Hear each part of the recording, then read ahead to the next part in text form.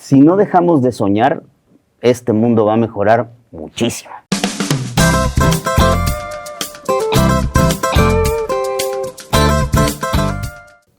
Hola a todos y bienvenidos al Club de Impacto. Yo soy Andrea Palacio. Hoy tenemos como invitado a alguien que creció rodeado por la música. Incluso su bisabuelo es autor de la canción Mixteca, un himno cultural de nuestro país. Así que era lógico que también él compartiera esa vena artística. Sin embargo, cuando llegó el momento de decidirse por una profesión, tenía la presión de su familia para estudiar canto en el Conservatorio Nacional de Música. Lo impresionante de esta historia es que se armó de valor y contra todo pronóstico tomó las riendas de su vida y decidió redireccionarla en el camino de la comunicación. A sus 23 años hizo un casting para una estación de radio que buscaba voces jóvenes. A los 2 meses lo llamaron y se integró a la estación de pop en español Globo 105, donde estuvo de locutor. Tiempo después, un maestro suyo lo contactó con el gerente de producción de la televisora más importante de ese momento y se convirtió en postproductor de ese canal. En su trayectoria por esa empresa y dentro del área editorial, conoció a personalidades importantísimas de la publicidad, así que no pasó mucho tiempo para que comenzara a participar en comerciales de radio y televisión como talento. Pero su amor por las cabinas de radio lo seguía llamando y regresó a una estación llamada Órbita 105.7 a programar música. Levantó tanto la estación que una de las radiodifusoras más importantes del país lo llamó para que fuera parte de la frecuencia de Óxido 1180. Fue haciéndose de un lugar dentro de esa radiodifusora hasta que se convirtió en coordinador de producción y programación del interior de la República. Pronto asumió la gerencia de la estación de noticias y actualmente es el director de producción y programación de un grupo radiofónico con presencia nacional, donde tiene a su cargo el área de noticias, tráfico, clima, publicidad, producción de eventos, conciertos masivos, el área de video y, por supuesto, estaciones y podcasts digitales. Él es sin duda un líder innegable, un tomador de decisiones que no solo impactan en el medio de comunicación en el que colabora, sino que prácticamente en todo el país. Un estratega, planeador y la persona que realmente está detrás de muchos líderes de opinión en México. Él es Manuel Fernández. Qué gusto tenerte aquí, Manuel. Gracias, Andy. Gracias por la invitación y a sus órdenes. Un placer estar con ustedes. Muchas gracias, Manuel. Pues me encantaría empezar un poquito sobre tu historia personal. Es de llamarse la atención esta parte en la que pues esperaba de ti que estudiaras canto. Y a lo mejor es una situación que muchos que nos ven, que nos escuchan, podrían relacionarse, decir, siento esta expectativa, siento esta presión. ¿Cómo fue este proceso y cómo fue el decidirte por otra cosa y qué reacciones tuviste? Mira, fue muy chistoso porque, como bien mencionas, vengo de una familia de músicos, entonces estaba yo acostumbrado, pues, a vivir entre pianos, entre violines, violonchelos. Mis tíos tienen la fortuna de haber estudiado carreras musicales muy largas, de haber estado en el Conservatorio Nacional de Música, y mi bisabuelo, como mencionas, tuvo la fortuna de escribir la canción Mixteca, componer la canción Mixteca. Mi abuelo también es músico de la década de los 60s, y pues yo vivía ahí, ¿no? Y entonces la música era algo con lo que nací y con lo que escuché, y tenía yo el gusto por cantar, ¿no? De hecho, lo sigo teniendo. Pero cuando tuve que elegir qué estudiar y me dijeron, oye, ¿puedes estudiar canto? La verdad, tengo que ser honesto, me congelé, como probablemente se congelan algunas personas a la hora de tomar una decisión de lo que va a ser el resto de tu vida. Y dije, no. Dije, no estudio, y pues ya te podrás imaginar el show familiar que se organizó. Y por aras del destino, acompañé a mi hermano gemelo a la universidad donde estudiamos, y él tenía muy claro que él iba a ser ingeniero químico y pidió su papel en aquel entonces en servicios escolares, y cuando me toca a mí dicen, ¿y usted qué quiere estudiar? Y yo, pues algo que tenga que ver con la música. La verdad, tengo que serte honesto, no tenía yo claro qué quería yo hacer, ¿no? En ese momento era como una nebulosa la decisión de mi futuro profesional, y me dieron una solicitud para hacer el examen de comunicación. Apliqué al examen, y de 700 personas que fueron los que aplicaron el examen, quedé elegido entre los 140, y ahí empezó la historia de mi carrera estudiantil, por decirlo de alguna forma. Qué impresión, porque justo después en esa universidad empezaste con Radio Universitaria, y ahí fue donde descubriste tu verdadera pasión. Exactamente, la estación de la universidad tenía, cuando yo empecé, 3 watts, literalmente 3 watts. se escuchaba a la puerta de la universidad y con el paso de los años yo empecé a ir redactando noticias, fui haciendo pequeños programitas, manejando consola, en fin, hasta que me quedé coordinador de la estación. Ya para cuando yo llego de coordinación de la estación había podido subir a 20 watts de potencia. También estoy hablando de una cobertura de no más allá de 4 o 5 kilómetros, pero ya nos oíamos fuera de la universidad, Claro. lo cual, tengo que ser honesto, me permitió entender un poco cómo funcionaba el medio como a pequeña escala, ¿no? Claro. Y eso fue muy emocionante. De todo momento aprendí algo. Ay, ¿y quién sigo quién aprendiendo. lo diría, oye? Hay otro momento importante dentro de tu trayectoria que me llama mucho la atención y es cuando estás dentro de una estación y no precisamente te estás ganando un salario, solo es por el amor a la radio. Me llama mucho la atención porque ¿qué te estaba pasando por la cabeza? ¿Qué Mira, fue muy creías que chistoso valía la porque pena? es que cuando uno tiene ciertas ideas en la cabeza, tienes que ir detrás de ellas, ¿no? Sin perder el foco de si lo estás midiendo y estás viendo que estás dando resultados. Para mí, en el año 1994 tuve la fortuna de trabajar de postproductor de audio y video en Televisa, para Editorial Televisa, y como mencionaste, fue la fortuna de poderme empapar de conocimiento de grandes personalidades de la locución comercial, pero debido a la situación económica se acabó ese trabajo. Y yo me vi en la necesidad pues de empezar de cero otra vez con mi título y demás, pero no teníamos trabajo, la condición económica del país no era nada buena y pues empezó a hacer uno cosas, ¿no? De comerciales, pequeñas cositas, y surgió la posibilidad por una persona con la que yo había trabajado antes de poder ir a trabajar a una estación de gobierno. Y no había sueldo. Estuve ahí tocando la puerta 3 meses de ir 2 o 3 veces a la semana a decir, oiga, al que era el director de programación de esa estación, me da oportunidad, nada. También en mi casa me decían, oye, no te pagan, pues no, y no me dan trabajo, ¿no? Hasta que un día me dijo, ¿sabes qué? Creo que tienes como muchas ganas de esto porque has venido aquí 3 meses. Le dije, sí, señor. O sea, a ver, métete a la cabina, si me gusta, te quedas.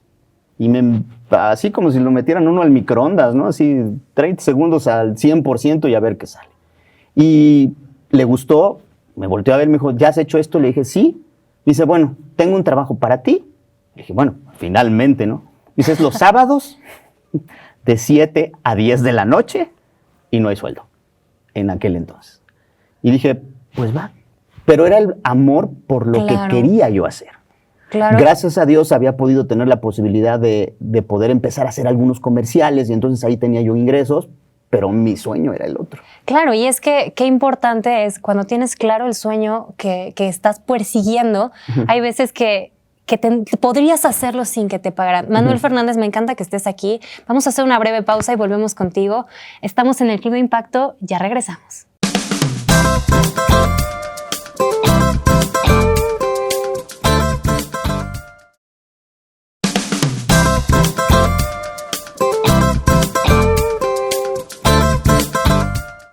Ya estamos de vuelta en el Club de Impacto. Yo soy Andrea Palacio y estamos platicando con Manuel Fernández. Él está a cargo de producción y programación de una de las radiodifusoras más importantes del país. Manuel, qué gusto que estés aquí. Gracias, Andrea. Gracias por la invitación. Reitero, muy cómodo estar con ustedes. Muchas gracias, Manuel.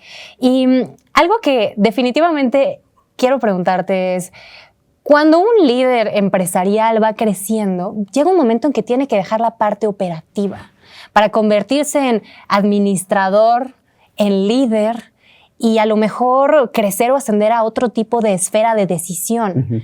¿Cómo fue esta parte para ti? ¿Y cómo fue la parte de dejar las cabinas? ¿Lo extrañas? ¿Valió la pena? Es un momento bien complicado. Para mí fue hace 19 años, en el año 2000, porque de pronto uno está acostumbrado a hacer y de pronto tu trabajo se convierte en pensar. Entonces, el primer cambio es un poco, es un reto, ¿no? Es un shock un poco, pero también mi objetivo personal era poder estar atrás, porque el sueño era poder idear, poder aplicar estrategias, poder desarrollar, pero cuando empiezas a hacer eso, pues es un poco decir, bueno, ok, tengo que pensar qué vamos a hacer en 3 meses o cómo vamos a llevar a cabo este proyecto. Los primeros pasos son complicados porque estás acostumbrado más a hacer que a pensar. Claro. Entonces tiene que pasar un momento en tu desarrollo, en tu carrera, en que tienes que decir, tengo que tomar tiempo y aprender a pensar para planear. Claro. Ese momento es clave, ¿no? Es un momento en que tienes que aprender a cómo estructurarte mentalmente, a cómo poder decidir qué vas a hacer, qué vas a probar, qué vas a testear, cómo vas a saber si lo que estás pensando es correcto o no, y después, si es correcto en una pequeña prueba, cómo lo vas a llevar a la práctica y después cómo lo vas a amplificar, ¿no? Claro, ¿y qué le podrías decir a mucha gente que a lo mejor está clavada en la parte operativa? Dice, me encanta tanto lo que hago, que crecer a lo mejor significa no sé, dejar de tener contacto con mi pasión. Yo creo que la pasión te la puedes llevar a otros ámbitos, Andy.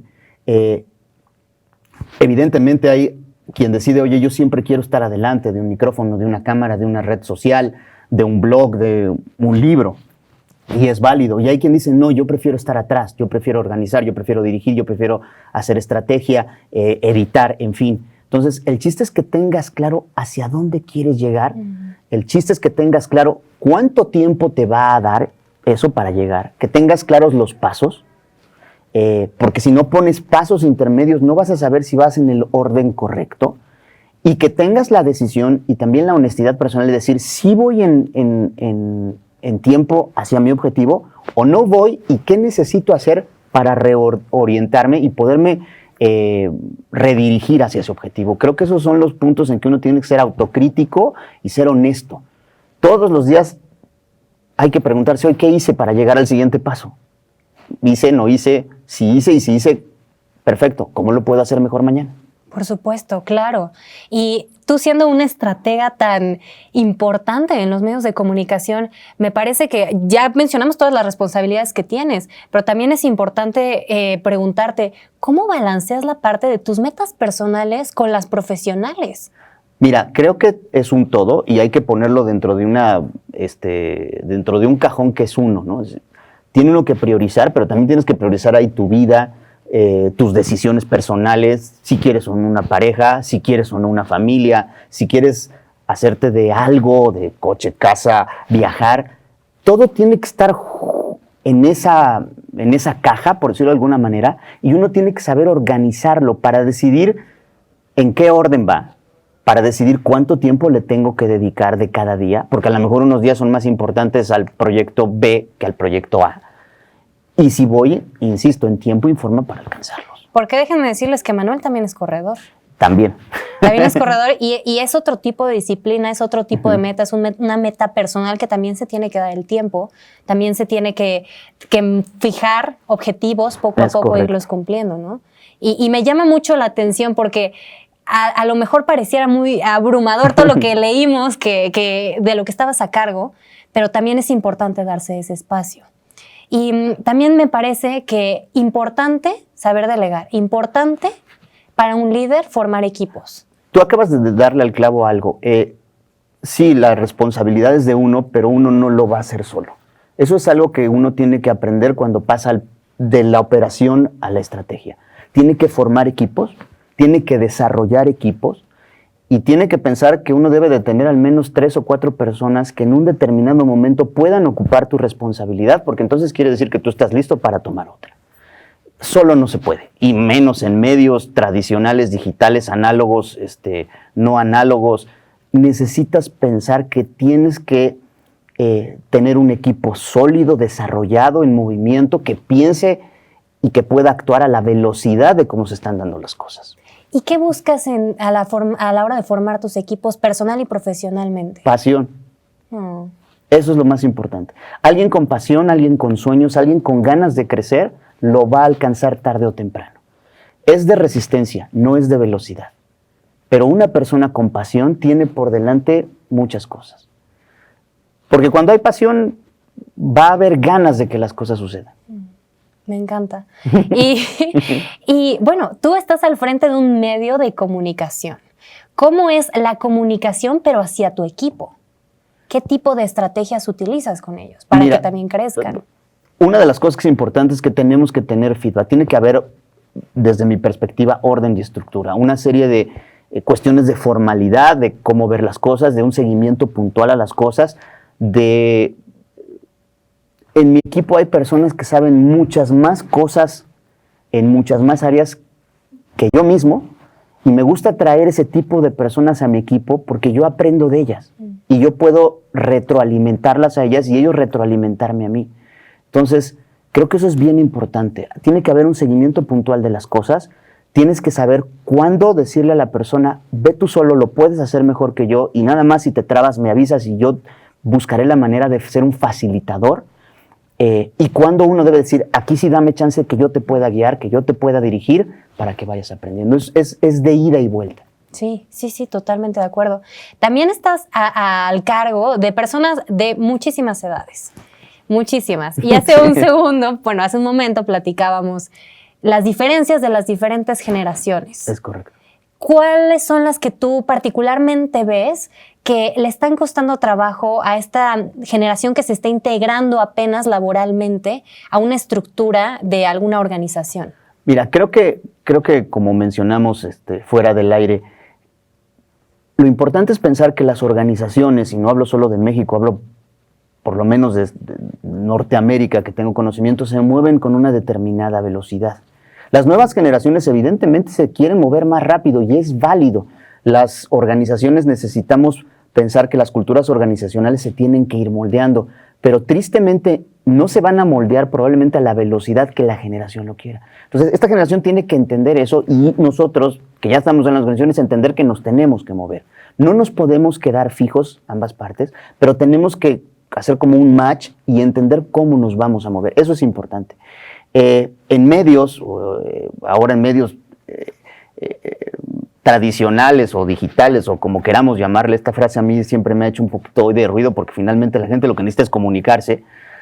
Hay espacios y hay tiempos que tenemos que entender por la audiencia, por el público, por los clientes, por quien hace las cosas, que se tienen que cumplir. Y eso no es que los marque la empresa, sino es que lo marca una dinámica propia de la forma como se mueve el medio, la economía y el país. Entonces eso lo tenemos que entender las dos generaciones, porque es muy importante cómo se han estructurado las cosas, pero también es muchísimo más importante cómo se van a nutrir de nuevas formas de pensar, de nuevas formas de ver el mundo, de nuevas formas de entender las cosas, como probablemente nos pasó a nosotros cuando llegamos a los medios. Yo te puedo hablar que a la empresa a la cual hoy orgullosamente represento después de casi un cuarto de siglo, ¿no? Recién cumplido. Recién cumplido, pues es totalmente diferente a la de hoy en día, ¿no? O por lo menos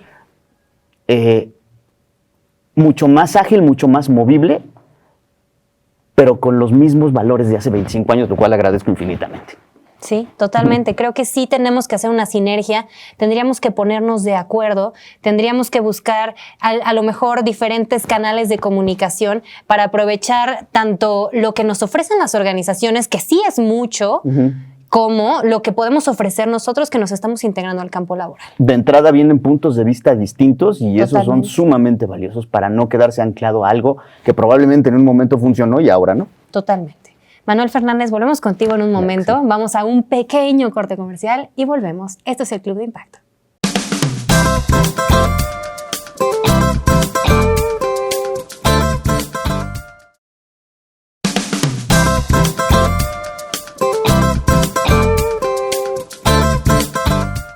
Ya estamos de vuelta en el Club de Impacto. Yo soy Andrea Palacio y estamos platicando con Manuel Fernández. Manuel Fernández es el gerente de producción y programación de una de las radiodifusoras más importantes del país. Y por consecuencia, la toma de decisiones de Manuel Fernández no solo influye en la empresa en la que trabaja, en sus colaboradores, sino prácticamente en todo el país.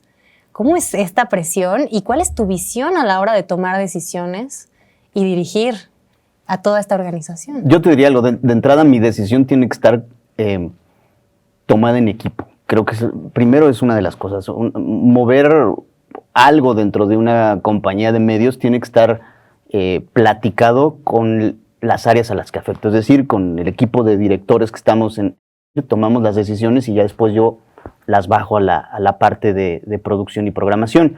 Y evidente, tienes que pensar lo que puede suceder, ¿no? Lo que puede provocar una decisión editorial, musical, programática, la producción de un evento, la producción de un concierto, un video. Tienes que pensar cómo afectas, cómo va a producir y qué va a producir en la sociedad, en los clientes, en las legislaciones, con el gobierno, en fin. No puedes tomar decisiones a las ligeras, pero tienes que ser ágil a la hora de tomarlas. Entonces, creo que en la medida en que tenga yo todos los recursos antes de tomar las decisiones, lo más importante, necesitamos, y creo que todos los aspectos de la vida, conocer lo más posible todos los entornos, todos los puntos de vista antes de decir, ok, si la decisión es A va a pasar eso, si la decisión B va a pasar esto. Totalmente. Y de hecho, a lo mejor ustedes lo ven muy, muy lejano, pero bajémoslo hasta qué vas a subir en tus redes sociales. O sea, eso es algo que también tenemos que pensar, seas tomador de decisiones al nivel de Manuel, pero también a nivel personal. O sea, todo lo que salga de nosotros también tendríamos que estarlo pensando en cómo va a repercutir nuestra opinión, nuestra decisión, y sobre todo a quienes se quieran dedicar a redes sociales. Es correcto. Sobre todo, bueno, si eres parte de una organización, tienes que pensar que también, por más que le pongas a la cuenta, las opiniones aquí son a título personal. Totalmente. Pues sí, es a título personal, pero eres parte de la empresa o del lugar donde trabajas, ¿no? Entonces, también, o sea, una red social es un micrófono, es una cámara, estás expuesto y te tienes que hacer responsable de lo que publiques y de lo que digas. Y cada quien decidirá cómo manejar su marca, ¿no? Y hablo a nivel como marca personal, pero tienes que hacerte responsable de eso. Manuel, y cuando hay alguna crisis, por ejemplo, pienso en el sismo que tuvimos hace un tiempo, ¿cómo es la toma de decisiones en un medio de comunicación? Mira, yo te puedo decir que a mí en lo personal me tomó en un piso superior de la oficina y cuando sentimos el impacto, bueno,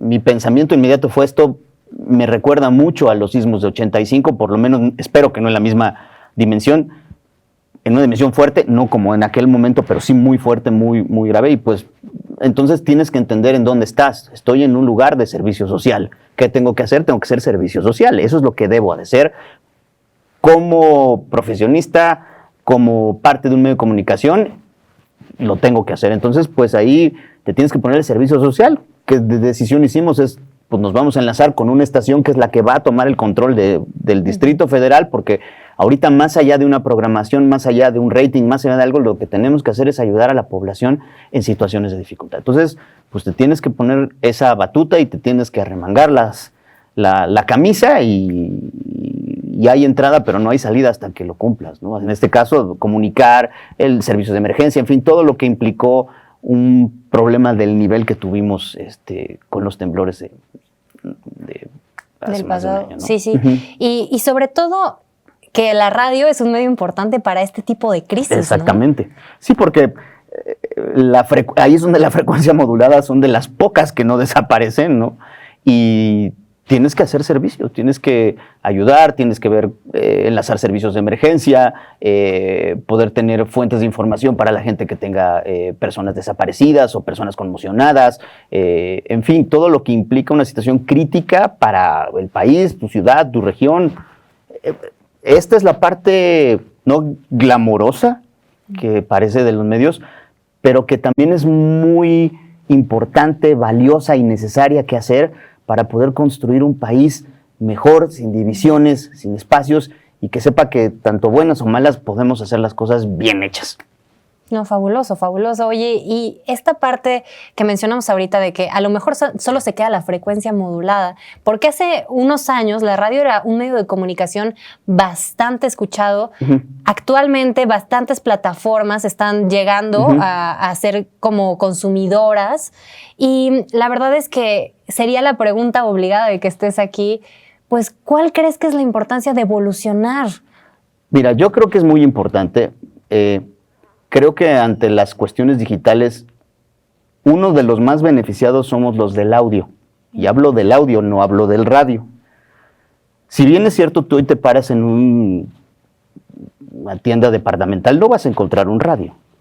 Ya no los hay. No los hay como los había hace 10 o 15 años, ¿no? En el coche sí los encuentras prácticamente en todas las marcas, si no me equivoco, ¿no? Y casi todas tienen, o todas tienen radio. Pero ahora ya hay bocinas inteligentes, empiezan a aparecer las bocinas inteligentes. Entonces, probablemente la frecuencia en algún momento no sea, ¿cómo diría yo? No sea totalmente necesaria para poder comunicar, o no lo es. Pero hoy se han abierto mucho más puertas para el audio, para poder estar otra vez en las salas, en las recámaras, en las oficinas, ¿no? Con las bocinas inteligentes. Entonces, nosotros como proveedores de audio tenemos que evolucionar hacia eso. ¿A qué? Al audio en demanda, famoso podcast, a poder tener una multiplataforma de formatos, opciones y contenidos que le permitan, ahora sí, al radio escucha o al audio escucha ahora, poder escoger y decir, oye, hoy quiero escuchar esta música en la mañana, esta en la tarde, este contenido aquí, este contenido acá, porque por lo menos en ciudades como las que vivimos, los tiempos de traslado son muy largos, ¿no? Entonces voy a necesitar escuchar un libro, escuchar un texto, una entrevista, algo de música, en fin. Entonces, es una necesidad que hay que evolucionar. Eso creo que está dado. Creo que la tecnología a los que hacemos audio nos va a ayudar mucho más que a otras plataformas tradicionales. Manuel Fernández, nos encanta que estés aquí. Muchas gracias por todo. La última pregunta, ¿estás listo para ella? Adelante. ¿Qué tendríamos que estar haciendo para tener un impacto en el mundo? No olvidar que podemos cambiar las cosas y que podemos soñar las cosas, pero poner los pies bien en la tierra de cómo las tenemos que hacer, ser ordenados, ser críticos con lo que hacemos, saber enmendar cuando no vamos en la dirección correcta, pero no dejar de soñar de que podemos hacerlo. Si no dejamos de soñar, este mundo va a mejorar muchísimo. Manuel Fernández, muchas gracias. ¿De qué atiende? Es un honor tenerte aquí en Gracias. el Club de Impacto. Gracias a ustedes. Esto fue el Club de Impacto, pues un invitadazo esta noche. Y recuérdense el impacto que quieran en el mundo. Yo soy Andrea Palacio. Hasta la próxima.